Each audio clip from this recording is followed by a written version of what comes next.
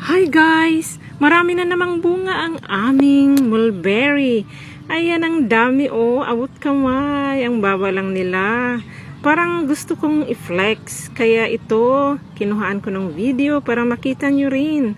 At syempre, i-flex ko rin, nakakain ako, di ba? Napakasustansya nito, pati yung dahon niya pwedeng gawing tsaa. Ayan, ayan, ayan. Woo! Bago ako maglaba, i-flex ko muna to. Ang dami kong labahin. Kasi malapit lang ito sa banyo eh. Kaya i-flex ko na. Ayan, tingnan nyo oh. Dumami ang bunga niya mula nung binagyo siya. Inalog-alog kasi yan eh, ng hangin. Kaya after nun, ganyan na. Ang dami na namang bunga.